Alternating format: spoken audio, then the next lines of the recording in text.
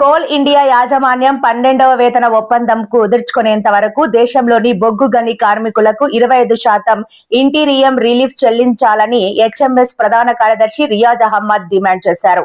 బుధవారం ఉదయం గోదావరి కని ప్రెస్ క్లబ్ లో ఏర్పాటు చేసిన విలేకరుల సమావేశంలో ఆర్ఎల్ఈ పోషంతో కలిసి రియాజ్ అహ్మద్ మాట్లాడుతూ కేంద్రంలోని బీజేపీ ప్రభుత్వం ప్రైవేటు బొగ్గు రంగ సంస్థల యాజమాన్యాలకు అనుకూలంగా వ్యవహరిస్తూ 12వ వేతన ఒప్పందం జరగకుండా నిర్లక్ష్యం చేస్తోందని ఆరోపించారు.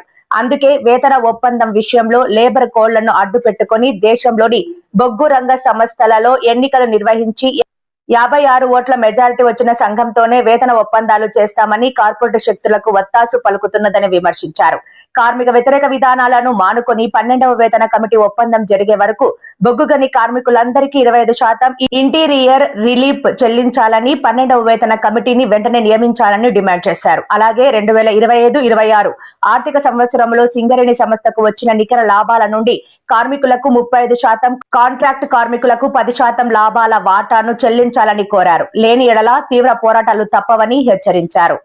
బొగ్గు గని కార్మికుల 11వ వేతన ఒప్పందం కాల పరిమితి జూన్ 31కి అయిపోయింది 2026. 12వ వేజ్ బోర్డు 1/7/2026 నుండి మొదలు కావాలి. గతంలో వేజ్ బోర్డు కంటే 3 నెలల ముందు నుండే ప్రాసెస్ మొదలయ్యేది. కేంద్ర ప్రభుత్వం బొగ్గు శాఖ మంత్రి ఆదేశాలు జారీ చేసేది కోల్ ఇండియాకు, మీరు వేజ్ బోర్డు నడిపించుకోండి అని. దాని తర్వాత 2-3 నెలల లోపల కంప్లీట్ అయింది. కొన్నిసార్లు 4 నెలలు అయింది, కొన్నిసార్లు 6 సంవత్సరాలు అయింది, 6 నెలలు అయింది. కానీ ఈసారి కేంద్ర ప్రభుత్వం ప్రైవేట్ కాంట్రాక్టర్లతో ములాఖాత్ అయి వాళ్ళ ఒత్తిడితోటి, అధికారుల సంఘం ఒత్తిడితోటి వేజ్ బోర్డు కాన్స్టిట్యూట్ చేయమని ఇంతవరకు ఆదేశాలు జారీ చేయాలి. ఇది కేవలం కార్మిక వ్యతిరేక ప్రభుత్వం ఉంది.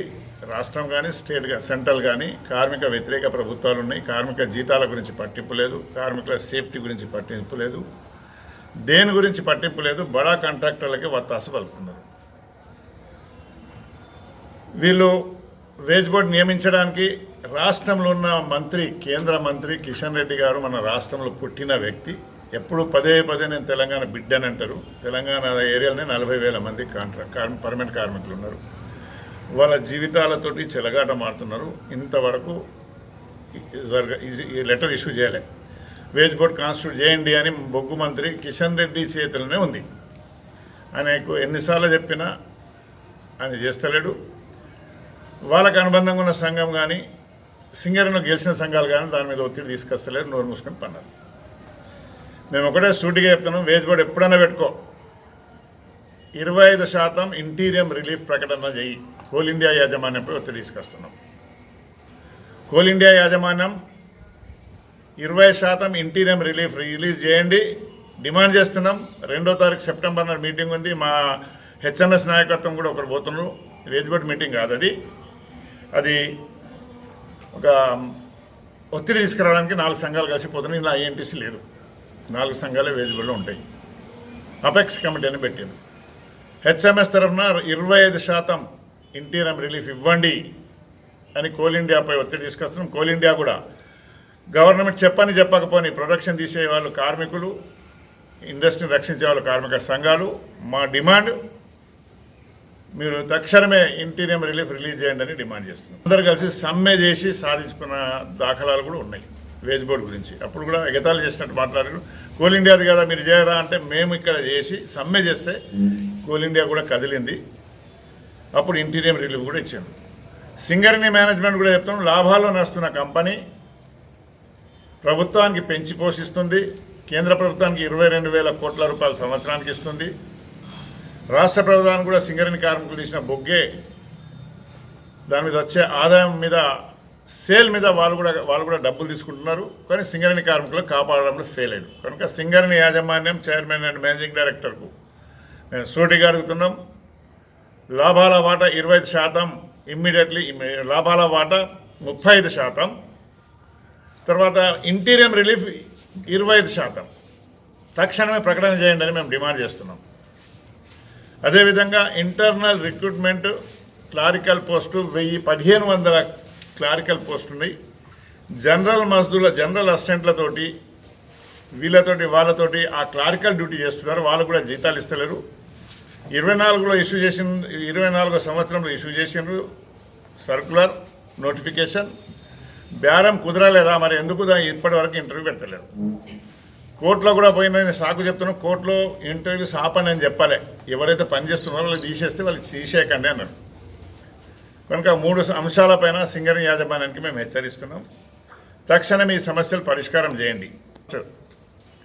30th వరకు మేము టార్గెట్ పెట్టినాం. వాళ్ళకి చెప్తున్నాం 31st లోపల చేయకపోతే మాత్రం హైదరాబాద్ ఆఫీస్ ముట్టడి, సిఎండి ఆఫీస్ ముట్టడి కార్యక్రమం చేపడుతున్నాం. హెచ్ఎంఎస్ ఉన్నది తప్ప కంపెనీ బోర్డు వేసి కంపెనీ తీసుకుంటే మాత్రం ఎలాంటి ఒక్క నయా పైసా కూడా ఖర్చు అయినటువంటి సర్క్యులర్ ఉంది. అది ఏఐటీసీ ఆ విషయంలో ఫెయిల్ అయింది, మాట్లాడలేదు.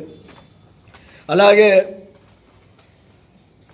కంపెనీలో కార్మికులు వివిధ కారణాల వల్ల వాళ్ళ అనారోగ్యాల వల్ల డ్యూటీలు చేయకపోతే గతంలో 100 సంవత్సరంలో చేస్తే వారికి ఎలాంటి ఇబ్బంది లేకుండే ఇలా ఏఐటీసీ 150 మాసాలకు చేసి కార్మికులు ఇంకా కొంతమందిని ఇలా డిస్మిస్ అయ్యే విధంగా డిస్మిస్ అవుతూ ఉన్నారు. ఆ సర్క్యులర్ వచ్చింది. ఆ సర్క్యులర్ మీద ఎలాంటి సర్క్యులర్ వెనుక తీసుకోలేదు. మేము మాట్లాడుతున్నాము సర్క్యులర్ వెనుక తీసుకుంటానని చెప్పారు కానీ సర్క్యులర్ పెండింగ్ పెట్టిన ఇప్పుడు 150 మాసాలని కూడా ఇలా కార్మికులను డిస్మిస్ దిశలా ఇలా మేనేజ్మెంట్ తీసుకుపోతే వాళ్ళు నోరు మెత్తుకున్నటువంటి ఏఐటీసీ సంఘము కార్మికులు అనారోగ్యాల పాలై ఏమైనా ఇబ్బందుల పాలై డిప్యుటేషన్కి పోతే డిప్యుటేషన్ పోయేటువంటి కార్మికులకు 3 నెలల బోనస్ కట్టు, లాభాల వాటా కట్టు, తర్వాత దీపావళి పిఎల్ఆర్ బోనస్ కూడా కడిగిస్తామని సర్క్యులర్ వచ్చింది. మరి దాని మీద ఇలా ఏఐటీసీ ఏం మాత్రం మాట్లాడలేదు. దానికి కూడా ఏఐటీసీ బాధ్యత వహించాలి. సింగరేణి కార్మికులు ఏఐటీసీ యొక్క పనితీరును చూస్తూ ఉన్నారు.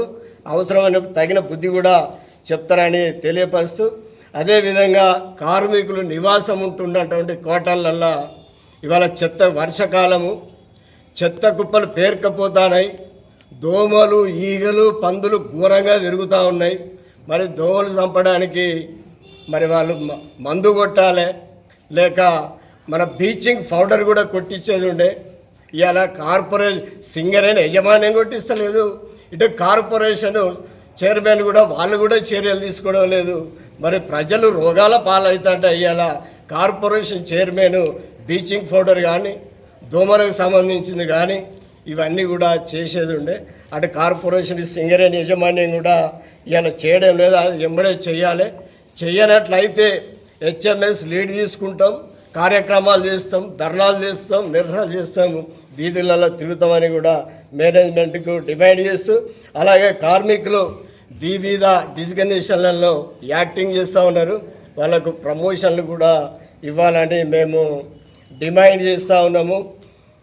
ఇక ఏఐటీసీ కాల పరిమితి అయిపోయి సంవత్సరం దగ్గర పడ్డది.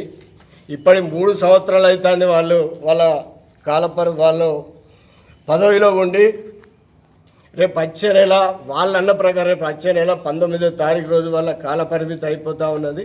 మేనేజ్మెంట్కి మేము చెప్తా ఉన్నాము, వాళ్ళకి ఎలాంటి స్ట్రక్చర్ సమావేశాలు ఏరియా లెవెల్లో కానీ మైన్లో సేఫ్టీ కమిటీ కానీ మైన్స్ కమిటీ కానీ రద్దు చేయాలని అన్ని యూనియన్లను పిలిచి అన్ని యూనియన్లతోటి మైన్స్ కమిటీ కానీ సేఫ్టీ కమిటీ కానీ ఇక్కడ ఏరియాలో స్ట్రక్చర్ కమిటీలు జరపాలని కూడా ఏఐటీసీ మేనేజ్మెంట్కు విజ్ఞప్తి చేస్తా.